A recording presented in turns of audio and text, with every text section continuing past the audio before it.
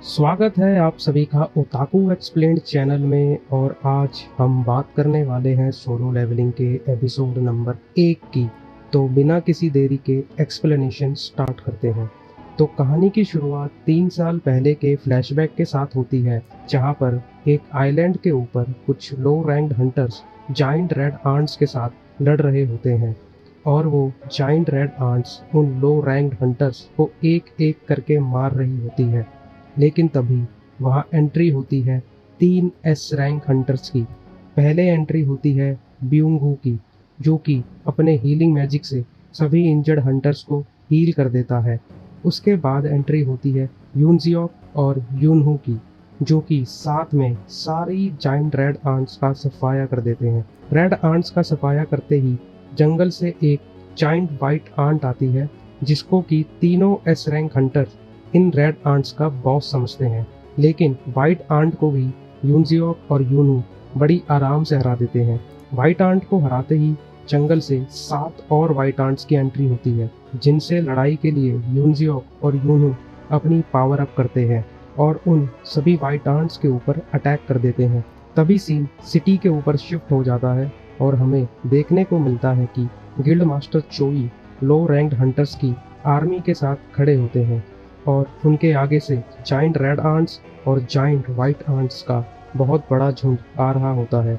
उनके ऊपर guild master चोई अपनी फायर पावर का यूज करते हैं, जिससे कि रेड आंट्स तो जलकर राख हो जाती हैं, लेकिन वाइट आंट्स को कुछ भी फर्क नहीं पड़ता। उसके बाद गिल्ड मास्टर चोई सभी हंटर्स को अटैक करने का ऑर्डर दे देते हैं। उसके बाद सीन चेंज करके हमको सोलो लेवलिंग के वर्ल्ड के बारे में बताया जाता है। हमें जानने को मिलता है कि 10 साल पहले सोलो लेवलिंग की दुनिया में अचानक से बहुत से गेट्स ओपन हो जाते हैं, जो कि इस दुनिया को दूसरे डायमेंशन के साथ लिंक कर देते हैं। और हमको बताया जाता है कि गेट्स के दूसरी तरफ बहुत भयंकर क्रिएचर्स पाए जाते हैं, जिनको कि मैजिक बीस्ट कहा जाता है। और उन मैजिक बीस्ट को नॉर्मल वेपन से कुछ भी फर्क नहीं पड़ता। इन मैजिक बीस्ट के साथ सिर्फ वो ही लड़ सकते हैं जिन लोगों की पावर गेट खुलने के टाइम जाग चुकी है, और उन सभी को हंटर्स कहा जाता है। हंटर्स को उनकी मैजिकल पावर के अकॉर्डिंग रैंक करा जाता है। सबसे पावरफुल एस रैंक के हंटर्स होते हैं। उसके बाद ए, बी, सी, डी और ई रैंक के हंटर्स आते हैं। और हमको बताया जाता है कि अगर एक बार किसी की पावर जाग गई, उसके बाद वो और स्ट्रांग नहीं हो सकता। जैसे कि अगर कोई हंटर डी रैंक का है, तो वो कितनी भी मेहनत कर ले, लेकिन वो सी रैंक जितना स्ट्रांग नहीं हो सकता। इसके बाद स्टोरी प्रेजेंट डे पे आ जाती है, जिसमें कि हमको एक सिटी दिखाई जाती है। उस सिटी के अंदर एक कंस्ट्रक्शन साइट पे एक गेट ओपन होता है, जो कि इस दुनिया को दूसरे डायमेंशन के साथ कनेक्ट करता है। गेट के बाहर कुछ हंटर्स खड़े होते हैं, जो कि गेट के अंदर रेड करने जाने वाले होते हैं। फिर हमें किम और पार्क नाम के 2 हंटर आपस में बात करते हुए दिखाए जाते हैं, जिसमें कि किम पार्क से पूछता है कि तुम यहाँ क्या कर रहे हो, तुमने तो हंटिंग छोड़ दी थी। फिर पार्क कहता है, मेरी वाइफ हमारे दूसरे बच्चे के साथ प्रेग्नेंट है। फिर किम कहता है कि अच्छा, तो तुम रेड करके खूब सारा पैसा कमाना चाहते हो। तभी वहाँ एंट्री होती है संग जिनवू की, जो कि हमारा मेन कैरेक्टर है। उसके वहाँ पहुँचते ही बाकी के सारे हंटर्स उसका हाल चाल पूछने में लग जाते हैं और उसे बहुत अच्छे से ट्रीट करते हैं। ये सब देखकर पार्क किम से पूछता है कि यहाँ हो क्या रहा है, सब हंटर्स उसे ग्रीट क्यों कर रहे हैं, क्या वो बहुत पावरफुल है। ये सुनकर किम हंसने लगता है और कहता है कि इसका एकदम अपोजिट समझो, ये बच्चा दुनिया का सबसे कमज़ोर हंटर है। ये ई रैंक गेट की रेड से भी इंजर्ड होकर आता है। तो इस बच्चे का यहाँ होने का मतलब है कि ये रेड बहुत ईजी होने वाली है। और ये सारी बातें जिनवू सुन लेता है और सच को एक्सेप्ट कर लेता है। फिर हमें एक जूही नाम की लेडी हंटर दिखाई जाती है, जो कि एक हीलर होती है और वो जिनवू की काफ़ी चिंता करती है। जिनवू और जूही पहले भी साथ में काम कर चुके हैं। फिर हमें जिनवू और जूही आपस में बात करते हुए दिखाए जाते हैं, जिसमें कि जूही जिनवू से पूछती है कि मुझे सुनने में आया है कि तुम हॉस्पिटल में एडमिट थे। फिर जिनवू बताता है कि वो एक ई रैंक डंगियन था, जिसमें कि बस वही इंजर्ड हुआ। फिर जूही पूछती है कि क्या वहाँ कोई हीलर नहीं था। फिर जिनवू बताता है कि बाकी के सब हंटर्स उससे ज़्यादा रैंक के थे, इसलिए उन्होंने हीलर को ले जाना ज़रूरी नहीं समझा। फिर हमें इस रेड का लीडर दिखाया जाता है जिसका नाम सोंग चियूल होता है। सोंग चियूल इस रेड ग्रुप में सबसे स्ट्रांग होता है। इसके बाद सभी हंटर्स गेट के अंदर जाने लगते हैं, लेकिन जिन्हों अपना वेपन निकाल के बोलता है कि मैं बस ये नाइफ ही अफोर्ड कर सकता हूँ, जिसके अंदर कोई मैजिक पावर भी नहीं है। ये कहकर जिन्हों भी पोर्टल के अंदर चला जाता है। फिर हमें हंटर एसोसिएशन के चेयरमैन गो गुन्ही दिखाया जाता है, जो कि अभी अभी गवर्नमेंट के साथ एक मीटिंग करके आया है। वो अपने सेक्रेटरी को बताते हैं कि गवर्नमेंट को रिसोर्सेज चाहिए जो कि डंगियंस के अंदर से मिलते हैं, और वो बताते हैं कि हंटर्स भी अपनी लिविंग उन रिसोर्सेज को बेच कर ही करते हैं। हंटर्स मैजिक बीस्ट को मारकर एक स्टोन कलेक्ट करते हैं जिसको एसेंस स्टोन कहा जाता है। वो स्टोन बहुत कीमती होता है जिसको बेचकर हंटर्स खूब सारा पैसा कमाते हैं। दूसरी तरफ डंगियन में हम देखते हैं कि जिन्हों ने एक मैजिक बीस्ट को मारकर एसेंस स्टोन हासिल कर लिया, लेकिन तभी दूसरा मैजिक बीस्ट आकर उस पर अटैक कर देता है, जिसे डिफेंड करते वक्त उसके नाइफ में एक बड़ा क्रैक आ जाता है। फिर जिन्हों उसी क्रैक वाले नाइफ के साथ मैजिक बीस्ट पे अटैक कर देता है, जिससे कि उसका नाइफ टूट जाता है और मैजिक बीस्ट अपनी सॉन्ग सीधा जिन्हों के पेट में डाल देता है। लेकिन तभी पीछे से पार्क आकर उसकी जान बचा लेता है। फिर पार्क जूही को जिन्हों को हील करने के लिए कहता है और वहाँ से चला जाता है। हील होते हुए जिन्हों बाकी के हंटर्स को लड़ते हुए देखता है। फिर वापस हमें चेयरमैन को गुन्ही के पास ले जाया जाता है, जहाँ वो हमें बताते हैं कि जो essence stone high rank beast से कलेक्ट होता है वो पावरफुल वेपन और फाइटिंग गियर में भी कन्वर्ट हो सकता है। माना क्रिस्टल्स भी टंगियन से ही कलेक्ट होते हैं, बट वो एसेंस स्टोन जितने कीमती नहीं होते। और हमें पता चलता है कि गवर्नमेंट इन दोनों स्टोन्स और क्रिस्टल का यूज़ एक न्यू पावर सोर्स की तरह करना चाहती है, जो कि न्यूक्लियर से ज़्यादा सेफ होगा, वाटर और विंड से ज़्यादा फायदेमंद होगा, और जो फॉसिल फ्यूल्स की तरह एटमॉस्फेयर को पॉल्यूट नहीं करेगा। एक ऐसा आइडियल क्लीन एनर्जी सोर्स जिसे कि गवर्नमेंट इलेक्ट्रिसिटी जनरेट करेगी, बस एसेंस स्टोन और माना क्रिस्टल यूज़ करके। एक ऐसा रेयर फ्यूल जो कि सिर्फ हंटर्स ही कलेक्ट कर सकते हैं, इसलिए हंटर्स के कंधों पर बहुत बड़ी जिम्मेदारी है। दूसरी तरफ डंगियन में सोंग चियूल ने डंगियंस बॉस को मारकर डंगियन को क्लियर कर दिया है। वहीं बगल में जूही जिन्हों को हील करते हुए डांट रही होती है।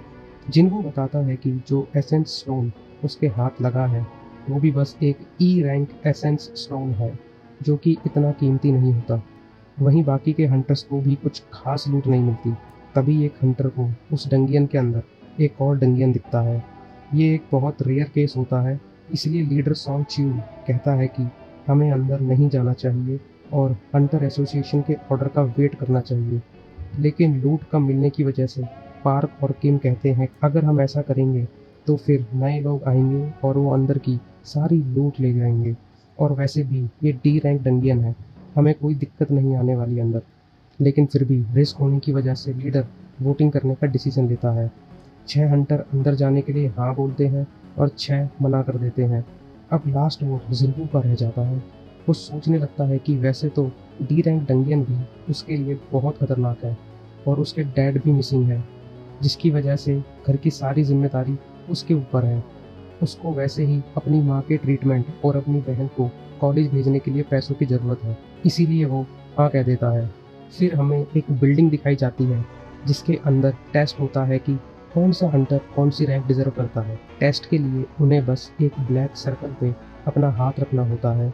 उसी बिल्डिंग के अंदर बहुत से मैनेजर नए नए हंटर्स को अपने गिल्ड में शामिल करने के लिए कॉन्ट्रैक्ट देते हैं। वहीं हमें ग्रैंड मास्टर चोई का मैनेजर उनसे फ़ोन पे बात करता हुआ दिखाई देता है। वो उनसे कहता है कि एक बी रैंक और 2 सी रैंक कॉन्ट्रैक्ट साइन करने के लिए मान गए हैं। फिर गिल्ड मास्टर चोई कहते हैं एज और जेंडर से फ़र्क नहीं पड़ता, अगर वो स्ट्रॉन्ग है तो उन्हें ऑफ़र दो। वैसे भी हमें कोई चाहीन की बराबरी का नहीं मिल सकता। फिर हमको सिटी का सीन दिखाया जाता है जिसमें 2 चोर स्कूटी में बैठकर एक लड़की का पर्स चुराकर भाग रहे होते हैं। तभी थोड़ा दूर जाकर उनको एक लड़की दिखती है जो कि बीच रोड में उनके आगे खड़ी होती है, और वो कोई और नहीं बल्कि चाहीन ही होती है। और वो उछलकर चोर के कंधे से पर्स छीन लेती है और दोनों चोर स्कूटी डिसबैलेंस होने की वजह से गिर जाते हैं। शाहीन बहुत फेमस होती है क्योंकि वो एक एस रैंक हंटर भी होती है, देखते ही देखते वहाँ बहुत भीड़ लग जाती है और चाहिन वहाँ से शर्मा कर भाग जाती है। फिर सीन वापस डंगियन के ऊपर आता है, जहाँ पे हंटर्स 40 मिनट से दूसरे डंगियन के अंदर चल रहे होते हैं और हमें एक और चीज़ पता चलती है कि डंगियन बॉस को हराने के बाद गेट बस 1 घंटे तक ही खुला रहता है। वहीं जिन्वू हमें चूही से माफ़ी मांगता हुआ दिखाई देता है, क्योंकि उसने दूसरे डंगियन में आने के लिए हाँ कहा था। लेकिन जूही उस पर बहुत गुस्सा करती है और कहती है अगर पिछला अटैक थोड़ा और घातक होता तो अभी तक मर चुका होता। फिर वो जिन्वू को कहती है कि अगर उसे सही में माफ़ी मांगनी है तो उसको ट्रीट देनी होगी। और हमें एक और चीज़ पता चलती है कि चूही बी रैंक की हंटर है। फिर थोड़ी देर बाद उन्हें दूसरे डंगियन का डोर मिल जाता है, जो कि काफ़ी रेयर होता है। फिर सारे हंटर्स गेट खोलने के लिए आगे बढ़ते हैं। तभी सीन चेंज होता है और हमें हंटर एसोसिएशन के चेयरमैन रो गुनी वीडियो कॉल के थ्रू नए हंटर्स के साथ बात करते हुए दिखाए जाते हैं। वो बताते हैं कि 10 साल हो गए हैं जब से इस दुनिया में गेट्स सामने आए हैं, लेकिन फिर भी हम डंगियंस के बारे में पूरा नहीं जान पाए हैं। तो वो नए हंटर्स को कभी भी एरोगेंट और केयरलेस ना होने की सलाह देते हैं। सीन वापस डंगियन पे शिफ्ट होता है और हम देखते हैं कि सारे हंटर्स डोर खोलकर अंदर आ जाते हैं। अंदर आते ही उन्हें बहुत से बड़े बड़े स्टैचूज दिखाई पड़ते हैं और कुछ के पास इंस्ट्रूमेंट भी होते हैं। लेकिन जो सबसे बड़ा स्टैचू होता है वो एक बड़े से थ्रोन पे बैठा होता है और उसके सर पर एक क्राउन होता है।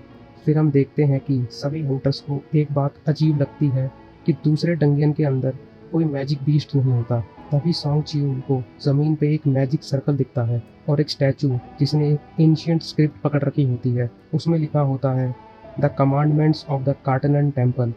First, respect God. Second, praise God. Third, prove your faith to God. और जो भी इस कानून को नहीं मानेगा वो जिंदा नहीं जा पाएगा। तभी जूही जिन्वू से डरते हुए कहती है कि उसने सबसे बड़े स्टैचू की आंख को हिलते हुए देखा, लेकिन जिन्वू उसकी बात नहीं मानता। तभी जोर से दरवाज़ा बंद हो जाता है और एक हंटर गुस्से में आकर बाहर जाने की कोशिश करता है। जैसे ही वो दरवाजे के पास पहुंचता है, डोर के पास वाला स्टैचू कुल्हाड़ी से उस हंटर की गर्दन उड़ा देता है। तब जिन्वू सोचता है कि ये तो डी रैंक डंगियन होना चाहिए था, यहाँ पे ऐसा मैजिक बीस्ट क्या कर रहा है। फिर जिन्वू अपने पीछे बैठे सबसे बड़े स्टैचू की तरफ देखता है और तभी वो स्टैचू भी अपनी आंखें हिलाता है और जिन्वू घबरा जाता है। तभी वो सोचने लगता है कि वो कई बार मौत के मुंह से वापस आया है। वो अपनी पहली रेड में ही सबसे अलग हो गया था और एक ई रैंक बीस्ट के अटैक से वो हफ्तों तक हॉस्पिटल में एडमिट रहा। एक बार तो भूल भुलैया जैसी जगह में बिना कुछ खाए पिए मरने वाला था। वो बताता है कि बहुत से हंटर्स एसेंट स्टोन को बेच के उनसे गियर खरीदते हैं, फिर उस गियर को पहनकर और स्ट्रॉन्गर मैजिक बीस्ट को मारते हैं, जिससे वो बहुत सारा पैसा कमाते हैं। लेकिन उसके पास बस एक सस्ता सा नाइफ होता है और अगर वो भी टूट जाए तो उसे खाली हाथ ही लड़ना पड़ेगा। उसके जूते भी फटे हुए होते हैं, लेकिन दिन प्रतिदिन अपनी लाइफ को बार बार खतरे में डालकर वो सीख चुका है कि यहाँ सरवाइव कैसे करना है। वो अपनी आंखों को पूरे टाइम खुला रखता है और अपॉर्चुनिटीज़ का वेट करता है, और ऐसे ही वो एक मैजिक बीस्ट को मारता है और फिर वो एकदम से सबको बैठने के लिए बोल देता है। तभी सबसे बड़ा स्टैचू अपनी आंखों से आग छोड़ता है और एक हंटर को पूरा जलाकर राख कर देता है।